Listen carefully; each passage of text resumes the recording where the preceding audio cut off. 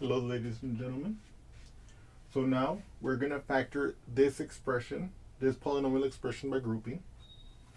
And as before, what we're going to do is we're going to try and see if these two groups, if I can find something to factor out of these two groups in such a manner that a common factor is found. Okay? Look at how similar they look. X cubed plus 5x squared. X plus 5. And so if you think about it for a moment, you can ask yourself, if I were to multiply this by x squared, wouldn't it give me this? Aha! So I'm going to factor out an x squared from this term, right? So x squared times what gives me x cubed? X squared times x. X squared times what gives me 5x squared? Plus 5, right? Now notice, I can bring this down. So plus x plus 5. Now you might say, okay, David, this looks very similar, but are we there yet? What would we factor out of this one? Aha! I can factor a 1 out. Now, so I'm going to write that on the next line, but it's because, like, I want you to see how it won't affect anything in a negative way. So plus 1 times x plus 5. So now let me verify that this is, in fact, what we want. If you notice, 1 times x will give me the x, 1 times 5 will give me the 5. So this expression here is the same as this expression, algebraically, okay? But now in this expression, it's easier for us to see that this is the common factor that will allow us to further factor the solution, okay? Okay. Now, so then from here, what I'm going to do is I'm going to factor out the x plus 5 as we did with the distributive law. If you remember, the distributive law says that if I have, let's say, b times a plus c times a, then this is the same as b plus c times a, like this, okay?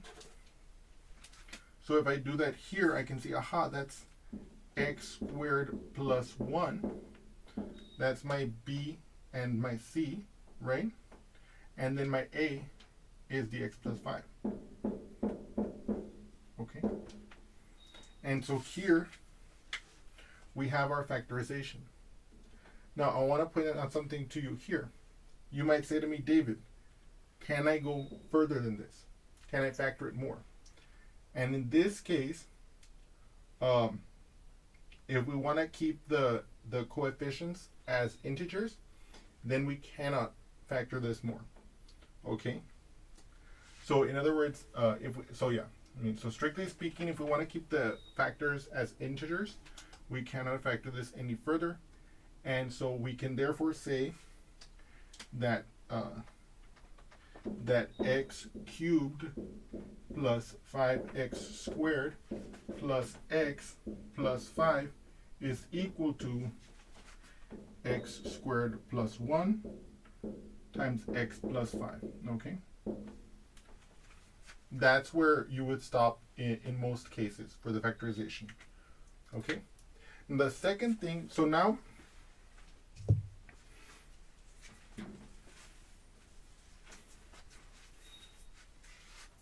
so as we mentioned in the previous example, the typical use of factoring, whether it's by grouping or any other technique, is to solve an equation.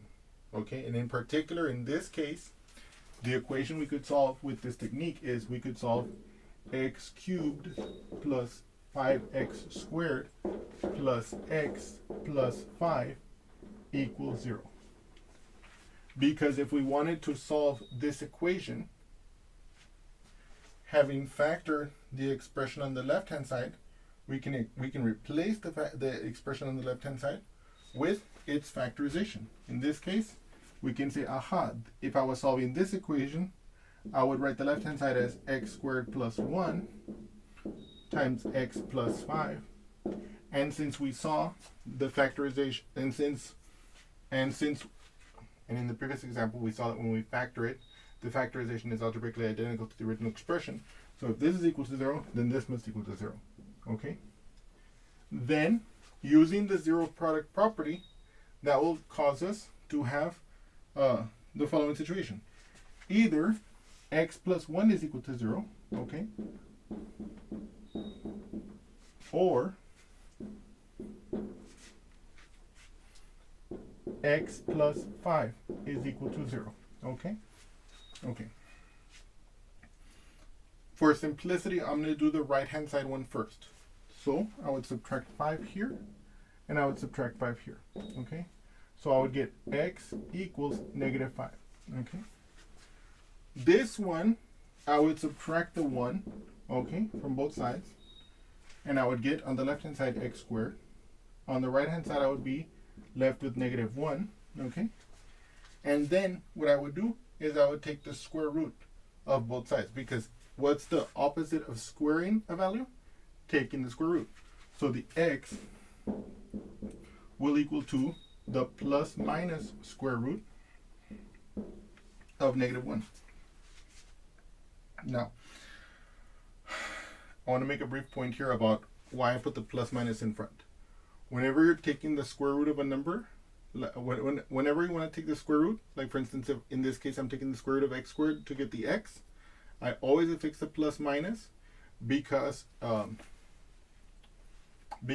if you square both the positive square root and the negative square root, you will get the positive value. So for example, I'm going to split from here a moment just to bring it down to something that's more relatable to everyday life. Okay? So I want you to consider the following example. Let's say I were to take x squared equals to 9. So what I'm saying to you basically is that when I square root the left-hand side, I'm going to get x, right? But when I square root the right-hand side, I'm claiming that I put plus minus the square root of 9. And you guys know that the square root of 9 is 3. Why? Because 3 times 3 is 9. So therefore, in this case, I'm saying to you that therefore, x must be plus minus 3. So why must this be true? Let's think about it together. If x is equal to the positive 3, what's 3 squared? 3 squared is 3 times 3. What's 3 times 3? That's 9. It makes this first equation true. Right? What if x is negative 3? Okay. Negative 3 squared is negative 3 times negative 3. A negative 3 times a negative 3 is a positive, because a negative times a negative is a positive. And 3 times 3 is 9. So, if I use negative 3 and I square it, I still get 9. So it still makes this true. And so you can see in this example that by affixing the plus minus on the square root, I'm not forgetting that other root. A lot of students will forget to put the plus minus and they'll forget the negative root. So that's why I put the plus minus out here in this case. But here this is different. What's the square root of negative 1? The square root of negative 1, okay, is by definition the imaginary number I, okay? So this is by definition. We can also express this fact by saying that I squared is equal to negative 1, okay? Where I is the imaginary number. And so here, this can be rewritten as basically x equals to I, or x equals to negative I, okay? And so what this fact, so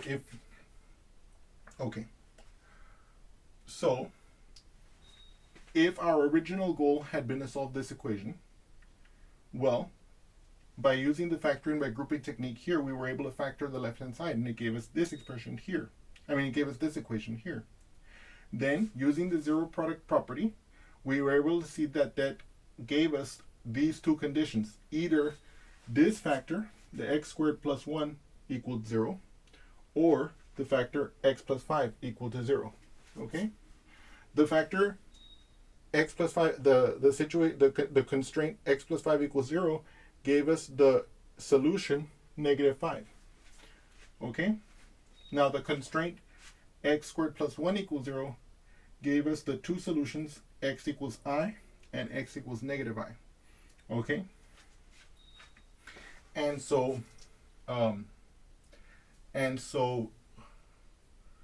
before we leave this example, I want to mention a couple of facts that are important for us here, and yeah. So let me get to that immediately. So I want to remind you of the factor theorem. If f of x is a polynomial and r is a number that satisfies f of r equals 0, then x minus r is a factor of the polynomial. Okay? Okay. So for example,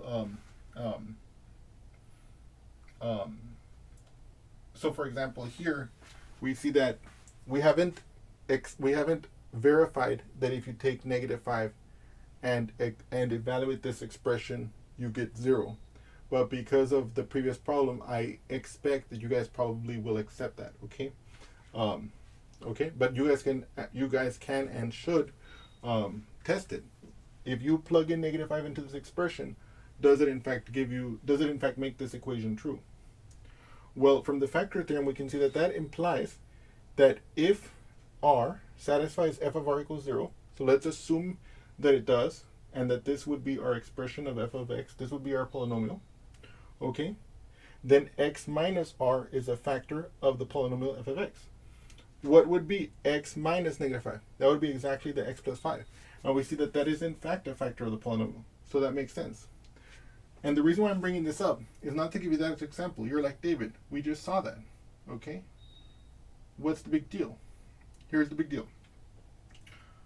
We know that these two are solutions of this equation.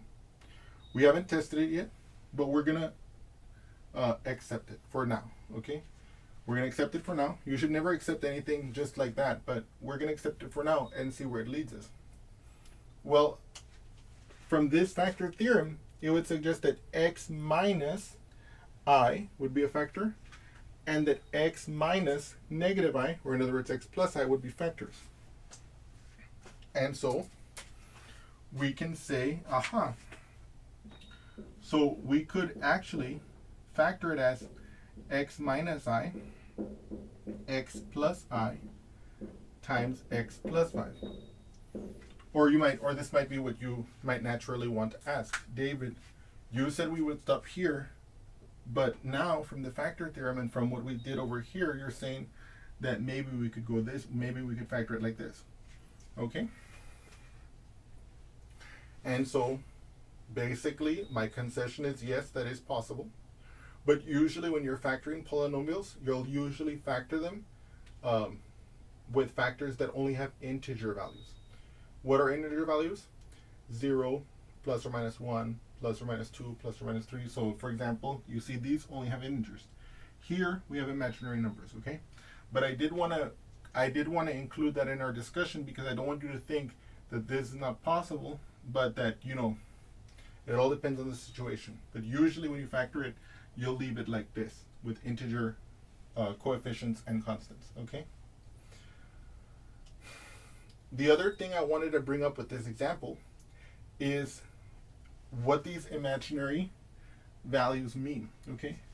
So let's pretend that we're going to calculate the graph of an equation, okay? And in particular, or the graph of a function or an equation, and in particular, let's say that we were going to graph the function which has this as its expression, or the equation which has this as its expression, okay? Well, we recall that when we're graphing a function or graphing an equation, we find the x-intercepts by setting the expression that defines that function equal to 0, which is exactly what we did there. And we find out what x values make that true, because those will be the points on the x-axis where the graph crosses or touches the x-axis. In this case, we see, aha, we have a value, x equals -5. We know that it'll cross there, okay? What's going to happen with the imaginary roots? Aha. Whenever you have an imaginary root or an imaginary 0, the graph does not cross there. So imaginary roots correspond to x-intercepts that are not x-intercepts. Okay, they don't touch the x-axis there.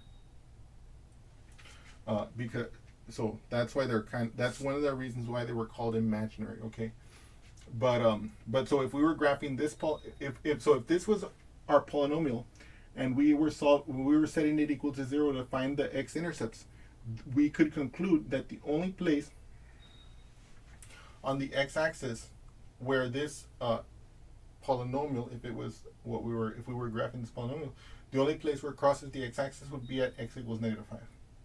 Okay. Okay. Let me see. Do I want to say anything else about this problem for the moment? No. So this, I hope you've enjoyed this example, and I look forward to seeing you again soon. Thank you so much.